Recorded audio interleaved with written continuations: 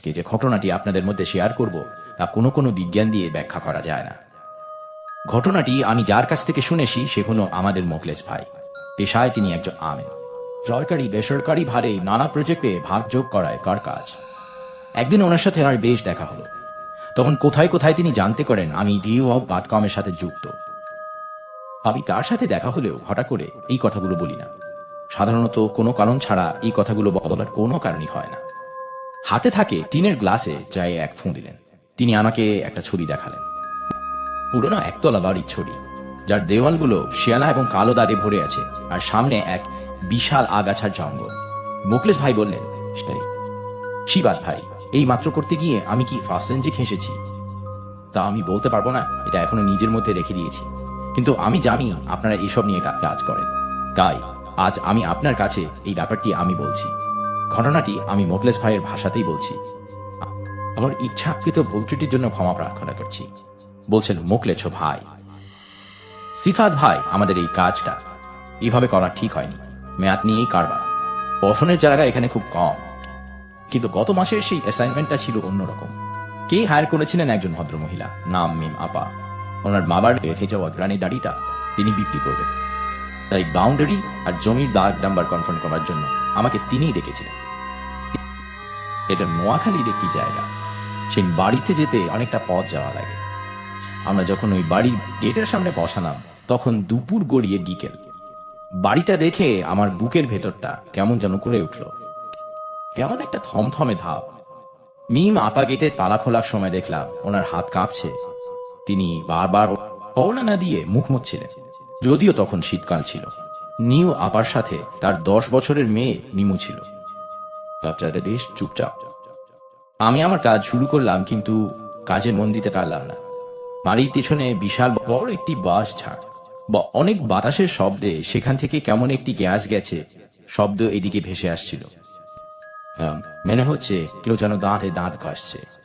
মনের দিন কাজের ফাঁকে আমি গ্রামে এদের ইমাম মাওলানা হাফিজ সাহেবের সাথে কথা বললাম। তিনি বেশ বয়স্ক মানুষ, পাড়াতাড়ি চোখে চশমা, মুখে কেমন একটা গাম্ভীর্য। আমি ওনার কাছে মিম আপার বাড়ির বিক্রির ব্যাপারে কথা বলতেই তিনি দীর্ঘ একটি শ্বাস ফেললেন। তিনি বললেন, অবশেষে ফিরল, কিন্তু বাড়ি বিক্রি করলেই কি মুক্তি নিলে? আমি অবাক হয়ে তাকালাম। আমার আগেও দেখে সেই বয়স্ক হুজুরকে আমাকে একটি ঘটনা শোনালেন, যে গল্পটা অনেক শক্তবক্তা মানুষের শুনলে হাত পা ঠান্ডা হয়ে যাওয়ার মতো। এটা কোনো সাধারণ জমিজমার কোনো কাজ না, এক শেকড় অনেক গভীর। ঘটনাটা প্রায় 14.5 বছরের পুরনো। মিম আপা তখন অনেক ছোট। মা মারা গেছে, বছর 4.5 হলো। মিম আপা বাবার সাথেই থাকতেন ওই বাড়িতে। গ্রামের কুসংস্কার ভূতপ্রত এগুলো তিনি তেমন বিশ্বাসী ছিলেন না। একবার বিকালে তিনি তার বান্ধবীদের সাথে কোচিং শেষ করে ওই বাঁশ ঝাড়ের বাঁশ দিয়ে বাড়ি ফিরছিলেন। হঠাৎ তার মনে হলো বাজারের মধ্যে থেকে কেউ যেন তার পরিচয় বলায় ডাকতে লাগলো তাকে। কণ্ঠটা হুড়োহু তার মৃত মায়ের মতো। মিম, মিম, মিম। মিম আবা তখন থমকে দাঁড়ায়। উনি ডানে বামে তাকান। ওনার বান্ধবীরা তখন জিজ্ঞেস করলো, কি রে, কি হলো? দাঁড়িয়ে পড়লে কেন? কি ব্যাপার? তখন কিছু বললেন না। ভাবলেন হয়তো মনের ভুল। একে তো মা মরালে, তারপর এত ডিপ্রেশন, এত চিন্তায় হয়তো মনে ভুল কিছু এসেছে।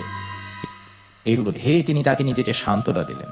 কিন্তু তারপরও মনের ভিতর কেমন একটা ঘজঘজ থেকে গেল, কারণ ডাকটা এত স্পষ্ট ছিল যে মনে হলো কেউ কানের কাছে এসে কথা বলছে।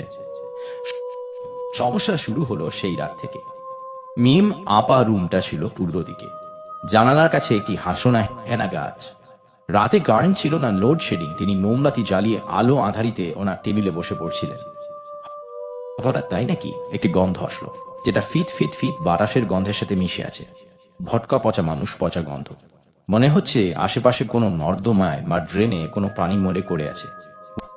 উঠে গিয়ে জানালা বন্ধ করতে যাবেন, ঠিক তখন ওখানে আবার সেই ডাক। জানালার উপাস থেকে একদম জানালার কাছে সেই আদর মাখা সেই ডাক। মিম, এই মিম, কিন্তু ভাঙা গলার ডাক। দরজাটা থুনামা।